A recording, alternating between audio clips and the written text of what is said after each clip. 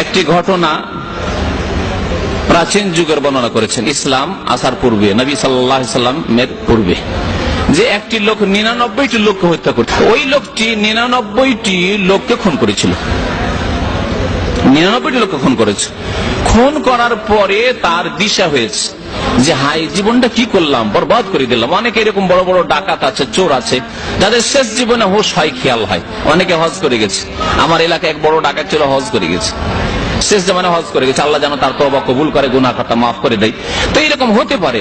তো 99টি লোকে খুন করার পরে খেয়াল হয়েছে যে চরম অন্যায় করেছি, এত পাপ করেছি, আল্লাহ কি মাফ করবেন? তো দেখি কাউকে জিজ্ঞাসা করি। একজন আবেদকে গিয়ে জিজ্ঞেস করলো। আবেদ মানে পরেজগার লোক, কিন্তু তার দিন সম্পর্কে ইলম নেই, আল্লাহর বিধান সম্পর্কে, শরীয়ত সম্পর্কে ইলম নেই। তাকে গিয়ে জিজ্ঞেস করলো। আবেদ লোক ভাবলো যে আমি এত আল্লাহর ওলি, তবুও চিন্তা করছি আমার কি করে গুনাহ খাতা মাফ হবে। আর তোমার মতো পাপী তাপী 1 নয় 2 নয় 10 নয় 20 নয় 99টি লোককে খুন করেছো, আর তওবার কথা বলতে এসেছো। ওই আবেদকে যখন জিজ্ঞেস করলো যে আমার কি তওবা কবুল হবে, ইন্নী কাতালতু 99 নাফসা, 99 জন লোককে কতল করেছি, আমার কি গুনাহ মাফ হবে? তখন সে বলছে, পাপী কোথাকার, তোমার গুনাহ মাফ হয় না, তোমার গুনার কোনো মাফ নাই। হয় অসম্ভব কথা, 99টি লোক খুন করে চলে এসে আর গুনাহ মাফ পাই নাকি? হবে না। নিরাশ হয়ে গেল আল্লাহর রহমত থেকে, মাফ হবে না। মানুষ যখন নিরাশ হয়ে যায় তখন সবকিছু করে দিতে পারে। মানুষ যখন নিরাশ হয়ে যায় যে আর তো উপায় নেই, তখন সবকিছু করে দিতে পারে। তো এই লোকটি দেখলো যে মাপ যখন হবে না, তো আর একে রেখে লাভ কি? এর সামনে যে আছে মুরব্বী, সামনে যে আছে আবেদ, পরেজগার, একে আর রেখে লাভ কি? একে দিয়ে 100টা পুরা করি, দিয়ে একটা কম রেখে লাভ কি? 100 পুরা করে দিল, ওকেও খুন করে দিয়ে 100টা পুরা করে দিল। এই জাহেল জিহালতের অবস্থা, অজ্ঞতার অবস্থায় পাপ করে যাচ্ছে, নিরাশ হয়ে গেছে আল্লাহর রহমত থেকে, আর তো মাপ হচ্ছে না। তো জাহান্নামে যখন যেতে হবে, যাক ভালো করে যাও।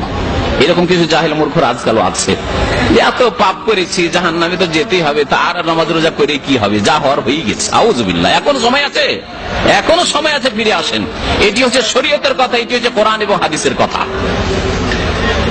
তারপরে 100টা পুরা করার পরে ফের নিজেকে তিরস্কার করতে লাগলো, আবার সে নিজে পেরেশান হয়ে গেল, কি করলাম, আবার 100টা পুরা করে দিলাম।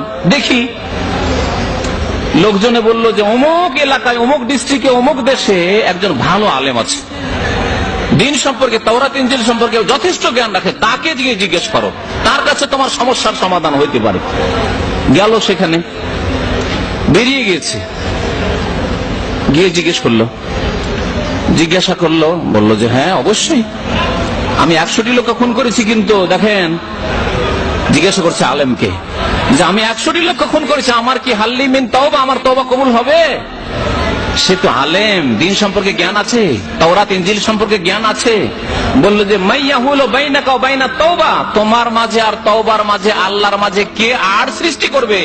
এখনো তুমি বেঁচে আছো, এখনো তোমার জবান চলছে, এখনো তুমি আস্তাগফিরুল্লাহ বলতে পারবে, আল্লাহ তুমি তওবা আমার কবুল করো বলতে পারবে, আল্লাহ আমি ভুল করেছি মাফ করে দাও, এখনো তুমি কান্না করতে পারবে আল্লাহর দরবারে। তোমার তওবা কে বাধা দিবে তোমার তওবাতে?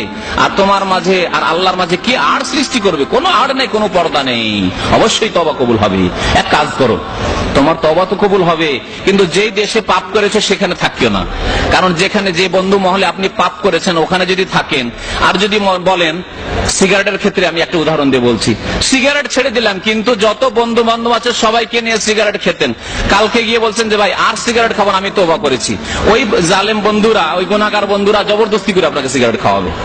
আর না হইলে যদি নাও খান, আপনি খুব শক্ত হয়ে গেছেন, না খাবেন না, তো ওই ধোঁয়াটা একটু ভালো লাগবে, ধোঁয়াটা শুনতে একটু মজা লাগে। তো আপনি যদি পাপী লোকদের সাথেই বসে থাকেন, তো পাপ মুক্ত হইতে পারবেন না। বেনামাজি থেকে নামাজি হয়েছে, আর রুমের সবগুলি বেনামাজি, তাহলে পাকা নামাজি হইতে পারবেন না। আপনি ঢিলা হয়ে যাবে, বাঁধন ঢিলা হয়ে যাবে, আপনার তওবা ঢিলা হয়ে যাবে। সুতরাং কি করতে হবে? আপনাকে জায়গা চেঞ্জ করতে হবে, টেলিফোনের মেমোরি চেঞ্জ করতে হবে। টেলিফোনে সব খারাপ বন্ধু, খারাপ বন্ধুর সব নম্বর, যাদের সাথে আপনার কন্ট্যাক্ট ছিল সব খারাপ বন্ধু, একটিও ভালো বন্ধু নেই। তাহলে আপনাকে টেলিফোন ডায়েরি চেঞ্জ করতে হবে, ভালো লোকের নাম্বার ইন করতে হবে ওতে, আর খারাপ লোকের নম্বরগুলিকে এক্সিট করতে হবে, বের করে দিতে হবে, তাহলে আপনার সংশোধন হইতে পারে, মনে রাখবেন। তো ওই আলেম বললেন যে এক কাজ করো, তুমি এই খারাপ জমিনে থাকিও না, যেই জায়গায় পাপ করেছো, খুন করেছো, ওইসব এলাকায় থাকিও না, চলে যাও অমুক গ্রামে, আল্লাহওয়ালা লোকেরা রয়েছেন, সেখানে আল্লাহর ইবাদত বন্দেগী করছেন, সেখানে গিয়ে তাদের সাথে থাকো, ভালো মানুষের সংসর্গে থাকলে ভালো হয়ে যাবে ইনশাআল্লাহ তাআলা। যেতে শুরু করলো, গিয়ে অর্ধেক রাস্তার কাছাকাছি গিয়েছে, মালাকুল মউত এসে হাজির হয়ে গেছে। আল্লাহু আকবার। অর্ধেক রাস্তা গিয়েছে, মালাকুল মউত, যাকে আমাদের দেশে লোকেরা আজরাইল বলে। আজরাইল কোন হাদিসে নাম নেই, সেজন্য আমরা আজরাইল বলি না। আল্লাহ কোরআনে কি বলেছেন? কুল ইয়াতাওয়াফাকুম মালাকুল মউত, হে নবী জানিয়ে দাও মানুষকে যে তোমাদের মৃত্যু দান করেন, তোমাদের আত্মাগুলিকে গ্রহণ করেন কে? মালাকুল মউত, মরণের দায়িত্বে নিযুক্ত ফেরেশতা মালাকুল মউত বলা হয়েছে। আজরাইলও নয় আর ইসরাইলও না, ওসব নয়। আজরাইল নাম মালাকুল মউতের নাম নয়, এটি জাল কথা। মিকাইল আর জিবরাইল কোরআনে কারিমে রয়েছে, ইসরাফিল হাদিসে রয়েছে, কিন্তু আজরাইল নাম কোন সহি হাদিসে নেই। কোরআনে তো দূরের কথা, কোন সহি হাদিসে নেই। সুতরাং আজরাইল বলা আমাদের দেশের বক্তাদেরকে ছেড়ে দেওয়া উচিত। আমাদের দেশের এক শ্রেণী আলেমরা আজরাইল আজরাইল আজরাইল করে, ও তাদের ছেড়ে দেওয়া উচিত। ওরা ছাড়লে আপনারা ছাড়বেন, ওরা না ছাড়লে আপনারা কি করে ছাড়বেন? যেমন ওরা খোদা ছাড়ছে না, খোদায় তালা করতে আছেন আপনারাও, আল্লাহ বলা অভ্যাস হচ্ছেন না। আমরা ছেড়ে দিয়েছি, দেখেন আমাদের ছাত্ররা যারা আমাদের সাথে ঘনিষ্ঠ সম্পর্ক রাখে, তারাও খোদা ছেড়ে দিয়েছে। ওই আপনার মাওলানা ছেড়ে দিয়েছে, মাওলানা বলে সঠিক কথা বলছে, শেখ বলছে, বা অন্য ভালো শব্দ দিয়ে সম্বোধন করছে, ভাই বলছে, যথেষ্ট। তো কথা হচ্ছে যে সংশোধনের প্রয়োজন রয়েছে। ওই লোকটিকে বলা হলো যে যাও ওইদিকে, অর্ধেক রাস্তা গিয়েছে, আর মালাকুল মউত এসে হাজির। মালাকুল মউত রূহ কবজ করে নিল, চলে গেল। আল্লাহর আদেশ, লা ইস্তাখিরুনা সাআতান ওয়া লা ইস্তাকদিমুন, এক মুহূর্ত, এক সেকেন্ডের জন্য আগেও হবে না, পরেও হবে না। মালাকুল মউত এই দয়া করবে না যে আর 10 মিনিট সময় দিই, ওই ভালো জায়গাটিতে পৌঁছি যাক। মক্কা যাচ্ছেন, মদিনা যাচ্ছেন, মালাকুল মউতের সময় হয়ে গেছে, ঘড়ি দেখছে সময় হয়ে গেছে, এই কথা বলবে না যে যাকে একটু মদিনায় ঢুকতে দি, মক্কায় ঢুকতে দি, কারণ তাকে ইখতিয়ার নেই, আল্লাহ পাকের ইখতিয়ার। আল্লাহর আদেশ হয়েছে এক্ষুনি রাস্তাতে আছে, রাস্তাতে উঠাও একে। রূহ কবজ হয়ে গেল, সেই লোকটি ইন্তেকাল করলো। আল্লাহর আযাবের ফেরেশতা এসে হাজির, আর আল্লাহর রহমতের ফেরেশতা এসে, জান্নাতের ফেরেশতা এসে হাজির। আযাবের ফেরেশতারা আত্মা নিয়ে বলছে যে আমরা জাহান্নামে নিয়ে যাব, সিজ্জিনে নিয়ে যাব, আর রহমতের ফেরেশতা এসে বলছেন না, আমরা ইল্লিনে নিয়ে যাব, জান্নাতে নিয়ে যাব। সবার যুক্তি। সিজ্জিনওয়ালাদের আযাবের ফেরেশতাদের যুক্তি হলো সারা জীবন কত রকমের পাপ করেছে, 100টি লোককে খুন করেছে, আর একে তোমরা জান্নাতে নিয়ে যাবে? আশ্চর্য কথা, অসম্ভব। একে জান্নাতে নিয়ে যেতে তোমরা জাহান্নামে নিয়ে যাবে, সিজ্জিনে নিয়ে যাবে, একে সিজিন জেলখানায় নিয়ে যাবে। রহমতের ফেরেশতা বলছে যে ভুল বুঝেছো, সারা জীবন কি করেছে না করেছে ওটা দেখছো, কিন্তু শেষখানে কি করেছে যত দেখো, কোথা থেকে আসছে, কোথায় যাচ্ছে, উদ্দেশ্য কি, তার অন্তরের কথা দেখো, কি অন্তর নিয়ে কোথায় যাচ্ছে। সে পাপ করার জন্য যাচ্ছে না নেকি করার জন্য? তওবা করে এসেছে, আল্লাহর দরবারে খালেস অন্তর থেকে তওবা করে নিয়েছে। ওই নেক লোকদের কাছে যাচ্ছিল, ওখানে গিয়ে আল্লাহর ইবাদত বন্দেগী করবে আর পুরোপুরি সংশোধন হয়ে যাবে। সুতরাং আমরা রহমতের ফেরেশতা এসেছি, আমরা একে জান্নাতে নিয়ে যাবো, এর আত্মাকে ইল্লিনে নিয়ে যাবো। ইন্নাল আবরারা লাফি ইল্লিয়িন ওয়া ইন্নাল ফুজ্জারা লাফি সিজ্জিন। আল্লাহ পাক বলেছেন পাপিষ্ঠ লোকেরা সিজ্জিনে থাকবে, আর নেক লোকদের আত্মা ইল্লিনে, সর্বোচ্চ স্থানে আল্লাহ পাক রব্বুল আলামিনের জান্নাতে অবস্থান করবে। ঝগড়া মিটাবার জন্য জিবরাইল আলাইহিস সালাম ফেরেশতা চলে আসেন মানুষের আকারে। কি ব্যাপার, কি হয়েছে? এই দুই দিকের কথা, দুই পক্ষের কথা শুনলেন, শোনার পরে বলে এক কাজ করো, তোমাদের আমি ফয়সালা করে দিচ্ছি। ফয়সালা হচ্ছে এই যে যেই গুনাহ করে আসছে যেই জায়গা থেকে, ওই দিক থেকে মেপে আসো এখান পর্যন্ত, আর যেখানে ও নেকির জায়গায় যাচ্ছিল সেই দিক থেকে মেপে আসো এখান পর্যন্ত। যেই দিকের দূরত্ব বেশি হবে, যেই দিকে দূরত্ব কম হবে, সেই দিক ওয়ালা ফেরেশতা নিয়ে যাবে। অর্থাৎ পাপের দিকে থেকে যদি বেশি চলে এসে থাকে, আর ওই নেকির দিকে যাচ্ছিল ওই দিকে যদি কাছে গিয়ে থাকে, তাহলে জান্নাতের ফেরেশতারা, ইল্লিনের ফেরেশতারা নিয়ে যাবে, রহমতের ফেরেশতা নিয়ে যাবে। আর যদি দেখা যায় না পাপের দিকেই কাছে আছে আর নেকির দিকে যেতে দূরত্ব বেশি আছে, তাহলে আযাবের ফেরেশতারা নিয়ে যাবে। এখন জমি মাপা শুরু হইল, আমিনি কাজ শুরু হলো, জমি মাপা শুরু হলো। জমি মেপে দেখা গেল যে মাত্র আধা হাত নেকির দিকে বেশি চলে এসেছে। সুবহানাল্লাহ। নবী করিম সাল্লাল্লাহু আলাইহি সাল্লামের আরেকটি হাদিসে রয়েছে, যখন মালাকুল মউত চলে আসে তার কাছে আত্মাটা কবজ করতে যায়, এত সে আবেগে ছিল, আর এত সে আগ্রহ, তওবার আগ্রহে ছিল, এবং ইলম শিখার আগ্রহে ছিল, ইবাদত বন্দেগী করার আগ্রহ ছিল, যে একবারে টান দিয়ে গিয়ে আছাড় খেয়ে একটু পড়েছে এগিয়ে গিয়ে। আর ওই যে একটু আছাড় খেয়ে টান দিয়ে পড়েছে, মরে যাবো, ওইদিকে গিয়ে মরবো, একটু টান দিয়েছে, তাতে আধা হাত এগিয়ে যেতে পেরেছি। আলহামদুলিল্লাহ।